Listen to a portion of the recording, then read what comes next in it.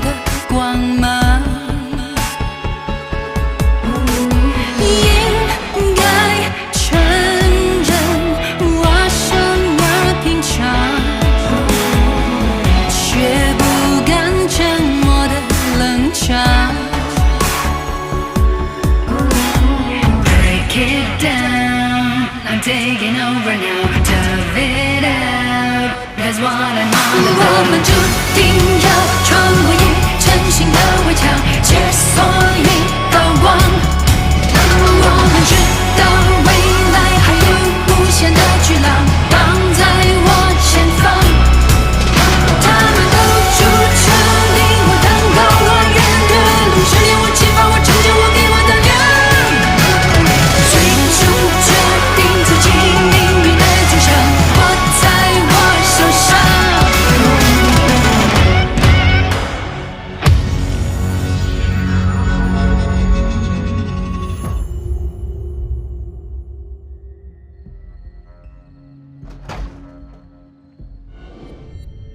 钱开义，你怎么来了？再不来得出事儿了，还我怎么来了？干嘛呢？我在给他贴大力胶呢。贴什么大力胶啊？不是创口贴，创口贴。受伤了？啊，他受伤了。我看看，我看看。哦，这太严重了吧？这搞不好能出人命啊！什么意思啊，金黑义？来吧，兄弟，我给你贴，来，来，不用了，别客气，别客气。秦黑义，你干嘛呀，秦黑义？来，我帮你贴。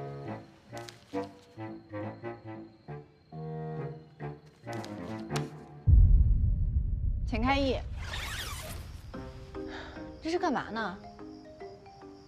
丽丽不在家，你只有火狼环伺呢，我怕你一个人住危险，所以这2天呢，我就来陪陪你。丽丽去找你了？对。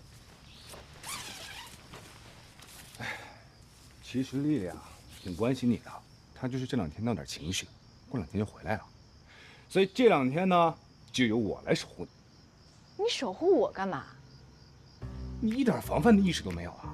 你这附近，这多危险啊！我看你才是最大的危险，别折腾了，回家好不好？我要休息了。你先去睡吧，你不用管我。随便你。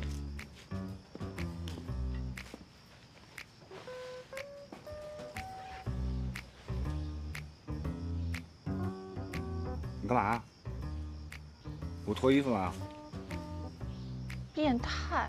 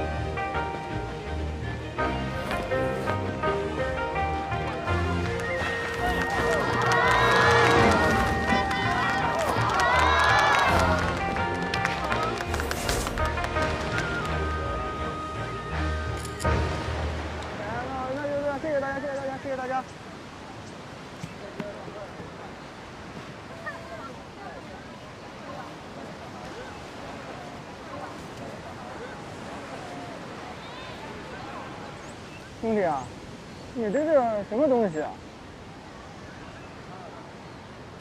我想，这是我的归宿吧。我把我的灵魂放在里面了。龙归大海吗？哦，我看出来了，是条鱼的形状。你领悟到了啊！我想涨潮的时候，大海就把我带走了。那大海是我的，我会有定海神针，我还能在海里翻跟头呢。你能吗？不能。那大海怎么带走你啊？哎，你是不是连游泳都不会啊？不会啊，所以我旁边放了个游泳圈。哈哈，那兄弟啊，我等你，我们在海里见啊！干一个！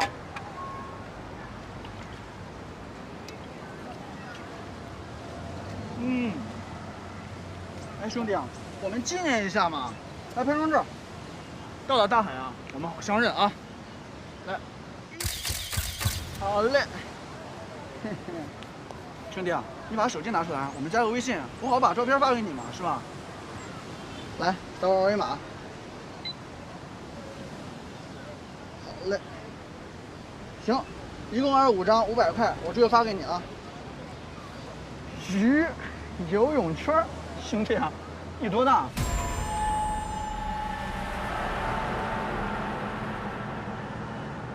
行，没事，那我先走了。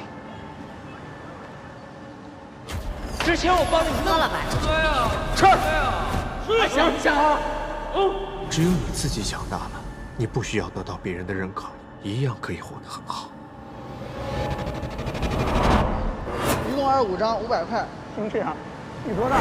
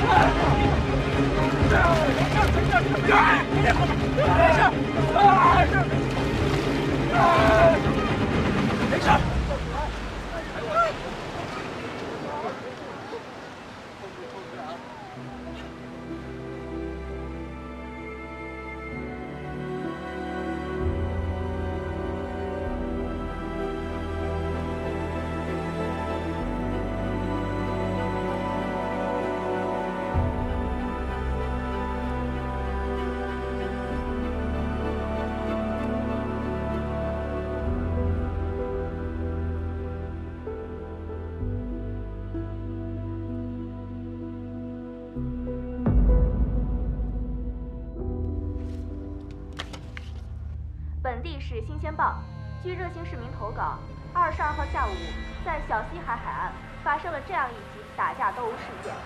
画面中的这名男子就是打架斗殴事件的主人公。该名男子手持新鲜报，殴打扮演动画人物孙悟空的不明人士。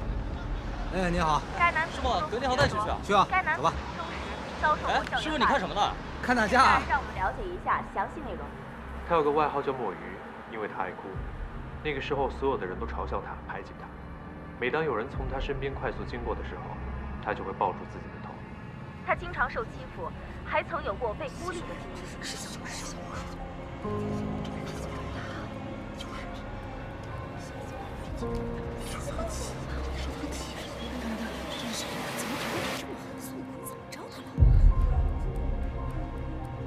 关我屁事！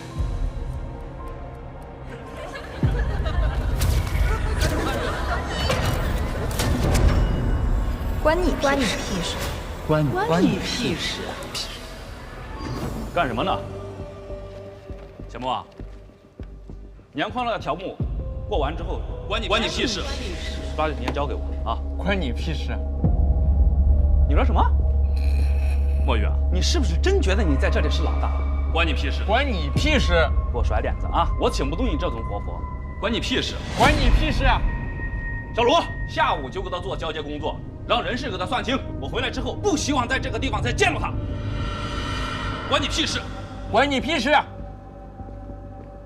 从心理上来说，受到影响的个体在未来可能会表现出社交攻击行为，或者社交退缩行为，或者不表现为任何行为，只是在心理上影响该个体的情绪和感受。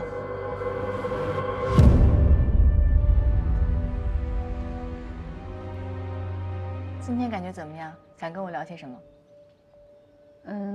上次咨询回去以后，我觉得我有了一些变化。现在每次我焦虑的时候，我都会首先跟我自己说，先冷静下来，然后像你问我问题一样，试着问自己为什么，想明白了，好像就不焦虑了。很好，你已经找到调节情绪的方法了。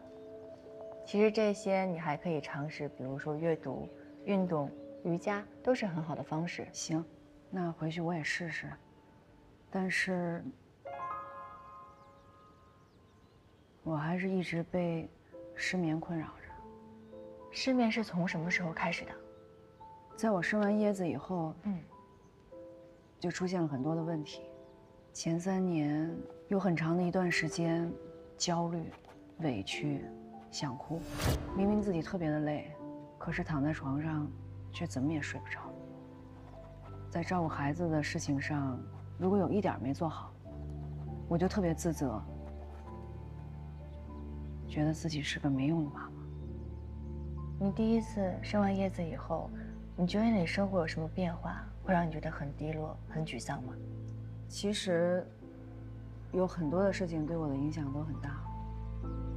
我们都是这样过来的，女人不都是这么想？我们都是这样。是啊，别想太多了，休息好了，别想太多，好好休息几天就没事了。我们都是这样过来的，都是这样过来的。那个时候，我在想，是不是你太作了？为什么别人都没有问题，只有我有问题呢？当你把你的想法说出来，可是大家没有给予你安慰，还有支持，所以你想压抑自己，那沮丧的心情就会越来越严重。在那个之后，其实我跟我家人的关系相处的也非常的不融洽。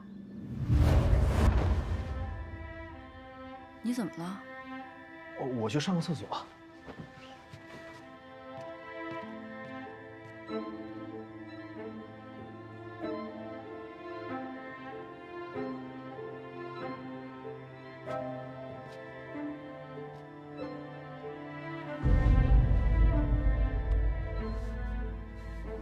那天晚上，我好像不认识我自己了。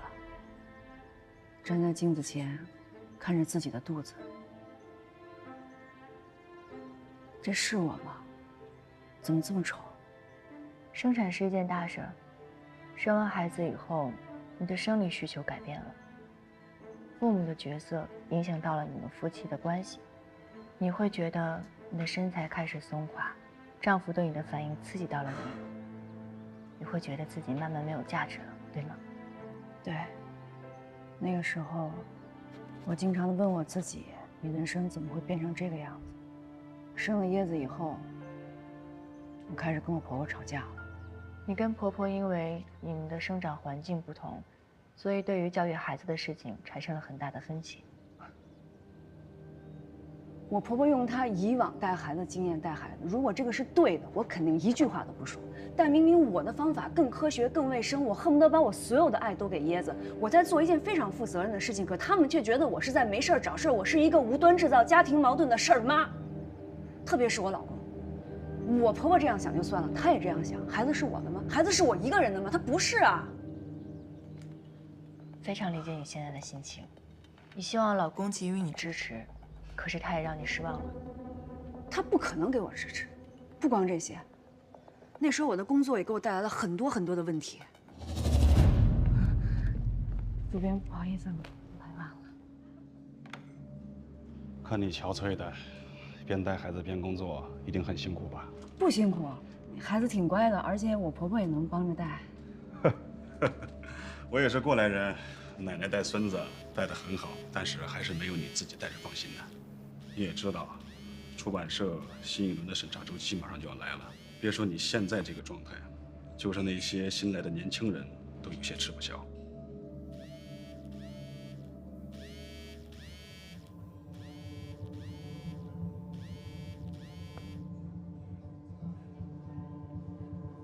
那个主编，我状态特别好，我对那个新一轮的审稿周期很有信心，而且对您说的那个尽职机会我也不想错过。有信心是好事儿，可你知道你回来的这几天出了几个岔子吗？您什么意思呀？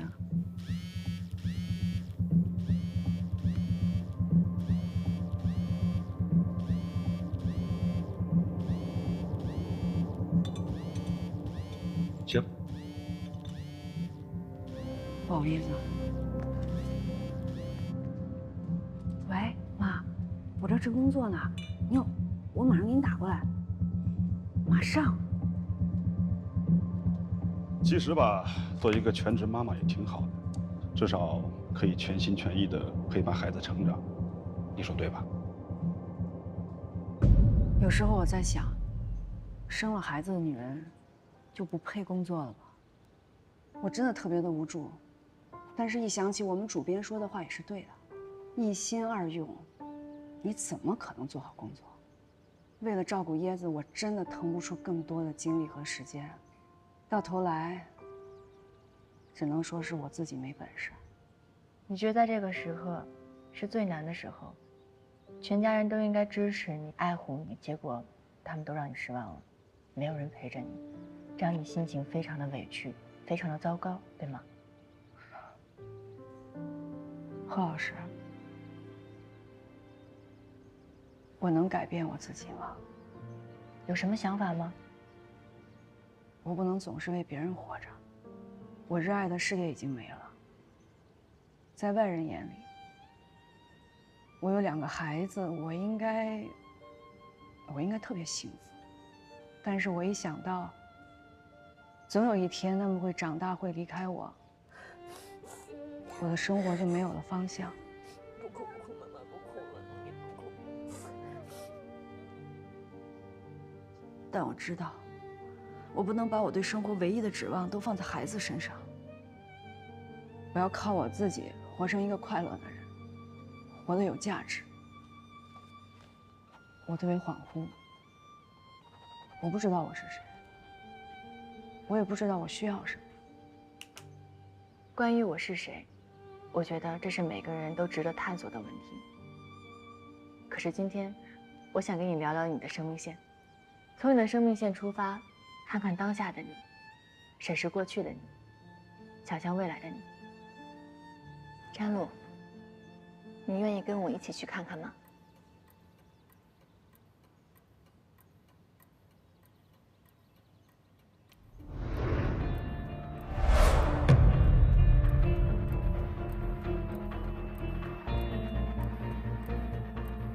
詹女士，这是你当下的状态。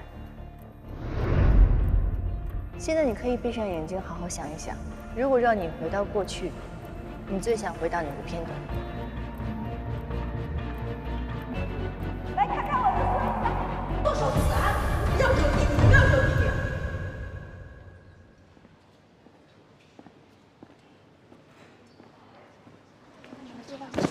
不好意思，不好意思。哎，是他吧？抱打孙悟空那个人，前2天还打领导呢。听说他以前有个外号叫墨鱼。听说是小时候被校园霸凌过，人就变得不正常了。是不是在这个世界上有一部分人是注定不会被别人喜欢的？是不是我墨雨就不该被别人喜欢？之前我帮了你那么多，他治不了你的病，不然为什么你咨询了那么多次，情绪还是不稳定？过完之后抓紧时间交给我啊！关你屁事！你说什么？有些事情也不像你看到的这样。这个世界上不是所有人都需要好拳。你看我，一个人独来独往的习惯了，我也一样活得很好。只有你自己强大，你不需要得到别人的认可，一样可以活得很好。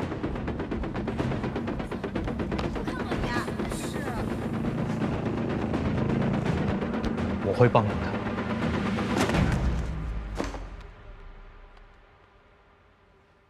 您呼叫的用户暂时无法接通，语音留言请按1。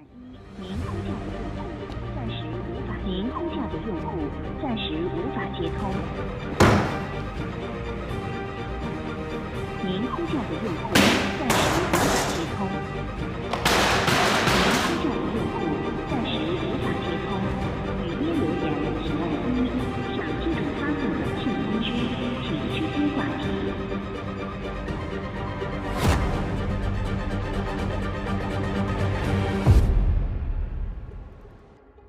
我继续砸着车的小说拿到稿费了。哎呀，女孩子就该务实点，女孩子学学财务或者会计，将来找份好工作。露露啊，别看你爸唠叨，爸是想提醒你，这兴趣归兴趣，将来参加工作了，想法可得实际点啊。哎呦，这连大学都还没上呢，你也太杞人忧天了。这是我18岁的时候，那时我在读高3，一心想成为一个小说家，所以大学报考志愿报的也是文学系。毕业以后，我一边在出版社工作，一边写小说。可是还没等我出名，我就结婚了。这是我26岁那年出嫁那天。露露啊，一会儿把头发再整整，让全夫人给你戴上头饰，就正式祭拜祖宗。等志坚来接你了，你们就可以敬茶、行礼、跨火盆儿。千万记住，样样都不能出错啊！妈，您昨天晚上都说了好几遍了。妈唠叨也是因为心里高兴啊。啊，吉时到了，我去叫全夫人给你戴头饰。妈，我想让您给我戴，这样我还能跟您多待一会儿。哎。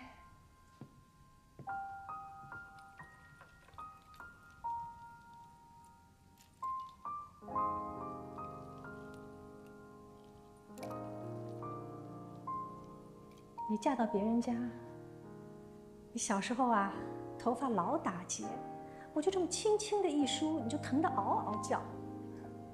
现在好了，现在从头到尾都出落得这么水灵，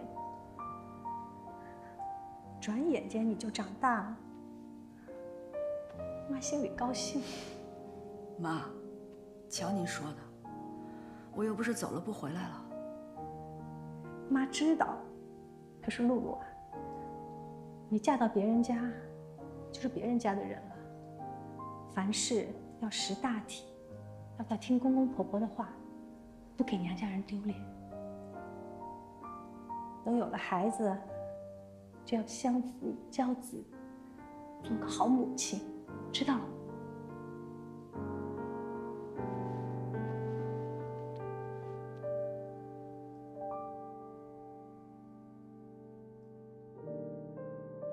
即便是结婚了，也可以继续写小说。可是真的结婚以后，发现自己的想法太天真了。怎么说呢？每天都有各种琐碎的事情要处理，自己根本没有时间静下心来钻研写作。这个时候好像是你刚刚生完女儿的时候吧？对，其实我没有想那么早要孩子，但是当时我已经28岁了，家里人也催着，就只好要了。生完孩子以后的生活是我自己没法想象的。这个时候看你的状态好像还挺好的。孩子安静的时候是挺好的，那时候的我已经被磨得没有了什么锋芒，就想着只要能把孩子照顾好，其他的事情根本不敢想。在回顾完过去以后，你有什么想说的吗？我觉得时间挺可怕的，人活久了，根本忘了自己当初想要什么。你当初想要的是什么？贺老师，我知道我想要什么了。在接下来的生活里，我想好好的照顾我的女儿和儿子，然后再找一份新的自己热爱的工作，自己赚钱，自己花，也给家里人花。我还想继续写小说。贺老师，你知道吗？这个爱好，我真的丢不下了。但我想提醒你的是，其实全职妈妈也是一个值得尊重、被关爱的身份，也是一份十分珍贵的事业。如果你想要改变自己，不一定要基于否定过去的自己，我们可以从你现有的状态中找到一些解决思路和解决方法，也许这可以帮你从困境中走出来。那你能改变他们吗？你好好休息几天就没事了。不能，我改变不了他人，我也改变不了你，只有你可以改变你自己。有些时候，有些事情不只是只有一个角度。人在抑郁的时候，往往会看不到身边的温暖，甚至误解实际发生的情况。哎呀，来来来，我来抱吧，只让妈妈一个人抱，妈妈要累坏了，可怎么办呀？宝贝，爸爸回来了啊，陪爸爸看会儿球。让妈妈歇会儿好不好？露露累傻啦。来看妈给你买了什么？喏，你爱吃的。这个菜啊，我不太会做，还得你自己做一下。来，换奶奶抱。来。妈，闻着太香，我都饿了。你呀，自己不做饭就知道吃。露露，饭好了吗？快好了，等你接完叶子回来正好吃。好嘞，还有10分钟，看完我就马上去。在过去，我总是妈妈的女儿，老公的妻子，婆婆的儿媳，孩子的妈妈。在未来，我想成为我自己。成为自己，在每个人一生当中都是需要去探索的。我相信你现在已经找到了你自己，你知道你在生活中扮演的角色跟角色的困惑，可你依旧不想迷失。未来，我希望有更多的时间给你去探索自我是什么。可是，在未来成为更好的自己之前，我们还是要回归眼下的你。现在的我，没错，现在的你，依旧是婆婆的儿媳妇，丈夫的老婆，孩子的妈妈，这些都是你现在的角色。但是，请你不要担心，你已经有足够的能量去面对这些了，因为你刚刚已经找到了未来的方向。相信你自己，你会做得很好。那我应该怎么做呢？你来我这里咨询，回去我跟你的老公讲吗？之前跟他讲过我来这里做心理咨询。那你的老公是什么反应？一副无所谓的样子。产后抑郁这种事情，其实需要全家人的支持跟陪伴，尤其是丈夫的支持跟爱是非常重要的。其实我建议你这次回去后，你单独的跟他好好聊一聊，聊聊你们遇到的婚姻问题，还有你在咨询当中的收获。如果可以的话，你也可以考虑邀请他跟你进行夫妻治疗或家庭治疗。我可以为你推荐咨询师。他会愿意跟我去吗？你要相信你自己，也要相信你老公。其实，在一个家庭当中，夫妻双方的身心健康都一样容易受到忽视。也许这个时候，他也正在想办法怎么去改善你们的婚姻质量呢。好，我回去试试吧，试试跟他聊聊。哦，对了，何老师，我是听你们电台节目找到你们这儿的。其实我给你们打过电话，但当时我没承认。电话里孩子的哭声没有吓到你们吧？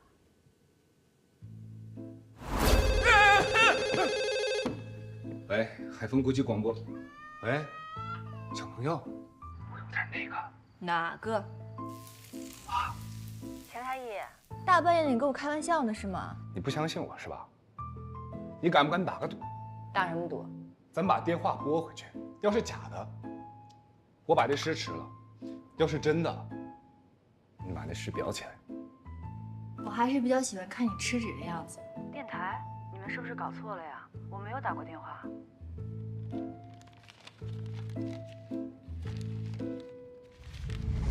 对不起啊，差点吓死我们一个同事。啊，对不起，开玩笑的。还是那个架势，跟保姆拿出工具。我要有那么几个陈倩，陈倩，汤总，把这份尽调报告的技术评估尽快拿给顾总，先确认一下。汤总，老板夫人，请您去一趟他的办公室。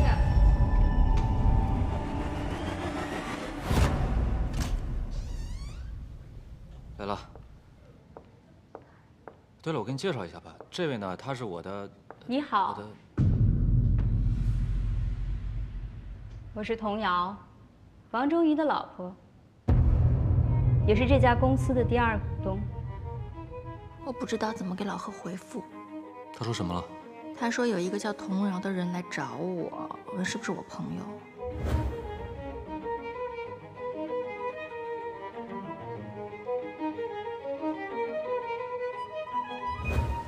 你知道吗？从来没有人对我这么好过。直到我遇见了你，我想安定下来，好好跟你在一起。遇见你真好。我一定要给你一个最好、你最喜欢的婚礼。小女孩的心思你还是蛮懂的嘛。你说你是不是以前经常哄人的？我还以为你是一个不会对别人的过去感到好奇的人。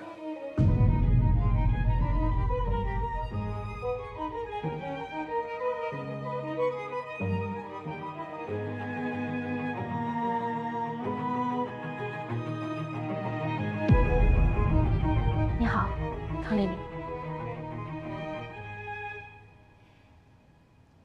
叫你来，是因为我听老房说，他新招了个秘书。看了你的简历，有几个问题想要问你，请说。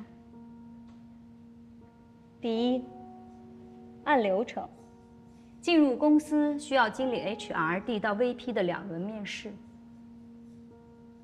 但你好像都没有参加。那什么，他不是投简历来面试的，他呀是我一个好朋友介绍的，然后我那个朋友特别靠谱。第二个问题，上个月20号，原本 W 公司有一个供应商会议，但老房突然缺席，作为他的秘书，没有及时的提醒你的老板，让公司遭受了巨大的损失，而且那天你也从公司消失了。我就想知道，你那天在哪儿？啊，他那天是被我派去建兴去聊合同去了。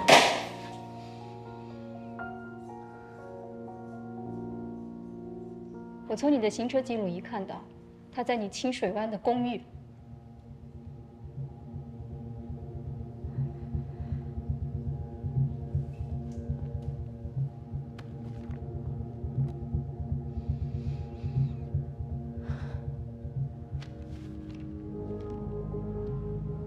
汤丽丽，年龄29岁，专业空中乘务，毕业院校北方经济学院 ，GPA 2.7，家庭住址南山省海市宁沙区红花村239号。以前几任的工作都只是公司的小文员，自从进了盛宇，摇身一变成了总经理秘书。然后再是石峰、云锦，这是断崖式的晋升。这其中发生了什么？我们不用说。发生了什么？还挺倔，可以啊，老方，你这次换的是这种口味啊？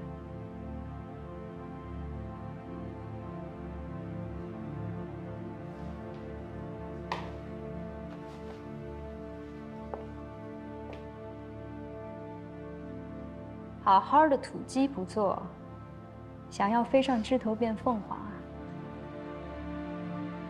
你运气挺好的，可惜你没这个命。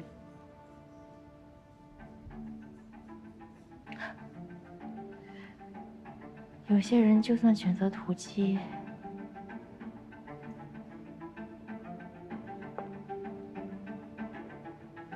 也不会选择你这只秃了毛的老凤凰。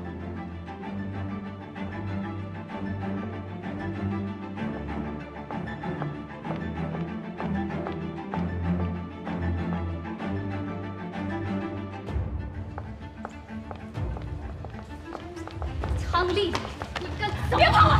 臭鸡，你放我！走！神经病！再说一遍，老女人，去死吧你！臭婊子！快去上班！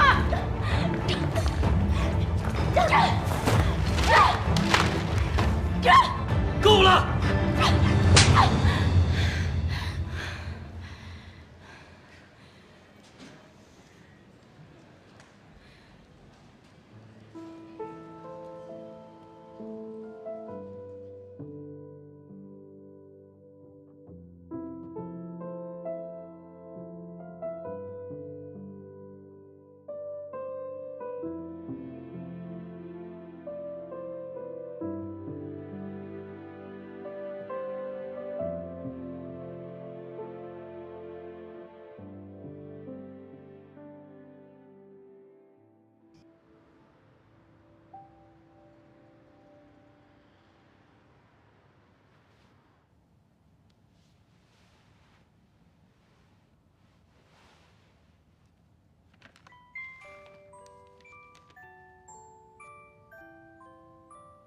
妈妈，你是世界上最厉害的妈妈。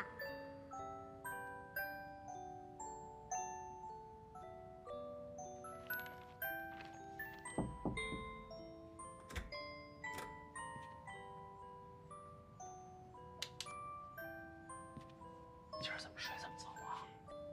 累了。露露，露露，我跟你保证，以后啊，我要是再惹你生气，你就踹我，狠狠的踹我，你给我踹医院去都行啊。才不踹你！把你踹坏了，送医院不得花钱啊？只要我老婆大人不生气，花点钱我都认。等我新的工作找好了，家里的事儿你得给我搭把手，尤其是得多陪陪椰子啊。没问题。哎，你找工作那事儿怎么样了？有合适的公司吗？我在58同城上投了简历，适合我的工作还挺多的，已经有公司通知我面试了。咱们家养家糊口这事儿，不能就靠你一个人，我也得给你搭把手，是吧？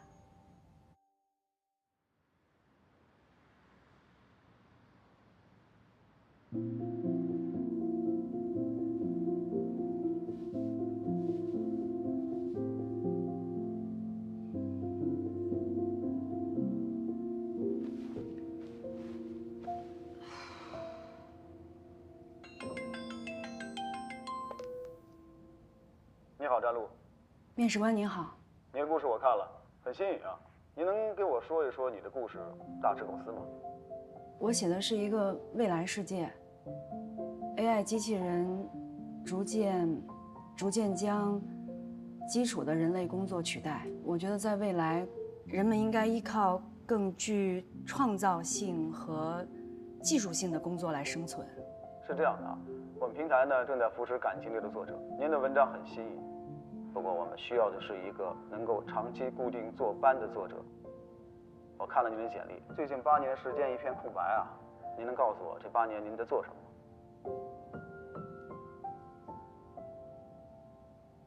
吗？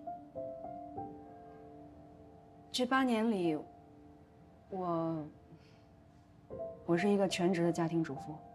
您怎么能够保障您重回职场之后，您的家庭跟工作不冲突呢？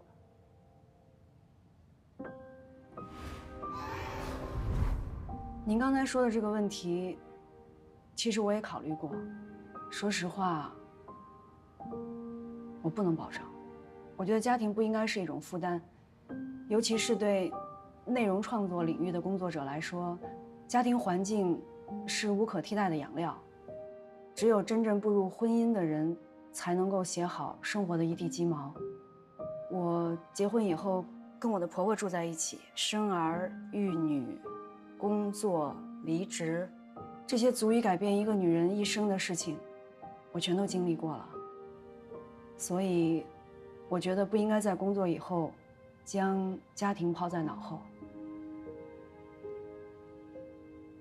当然，在这8年里，我也想了很多。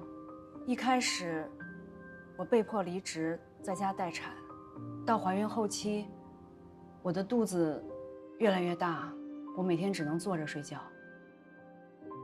我女儿出生后的几年，我觉得这个家里有太多的事情离不开我。我就在想，我为什么要结婚？我为什么要生下她？但是当我看着她眼睛的时候，我知道这个不是她的错，是我选择生下了她。面试官。我知道我刚才说的这些困难不只困扰我一个人，但我觉得大家应该对于女性在职场的工作能力给予严格的要求，但是对于像我们这种已婚的孩子的母亲，在家庭当中的身份不应该给予过多的责难。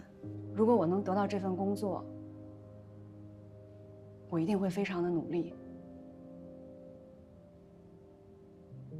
我用这8年的时间，非常认真地记录了我生活当中所有的细节。结婚、生子、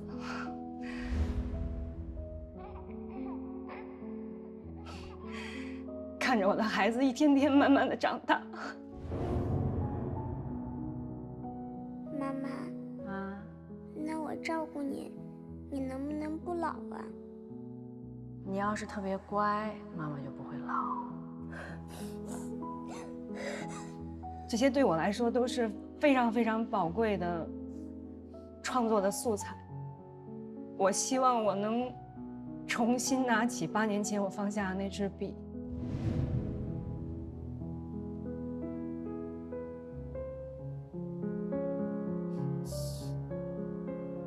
重新开始我的生活。好，那佳璐，你还有什么问题要问我吗？如果没有的话，那么我们后期有消息再联络，好吗？特别感谢您给我今天的面试机会，谢谢。不用谢，再见。再见。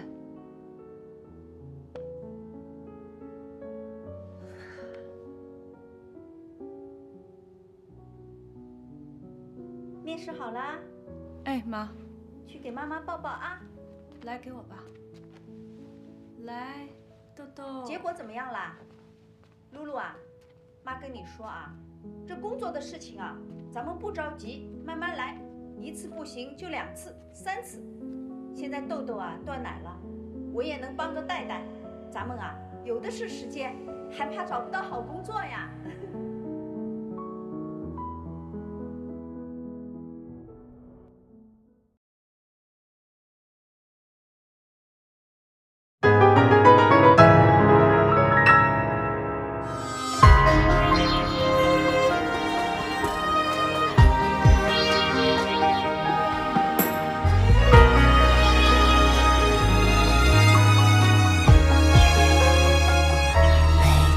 晨曦绽放出一朵花语，这里有你与咖啡的香气。无论是阴霾转雨，还是天气忽然放晴，我都想和你在一起。一阵雨，轻轻地、远远地飘出了天际，也带走我蓝色和多云的回忆。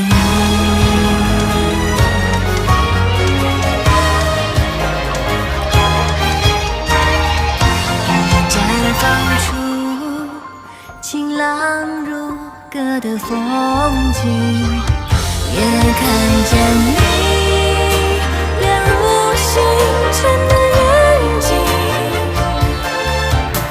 它温暖我的笑容，倾听我真实的声音，给我最温柔的回应。看见了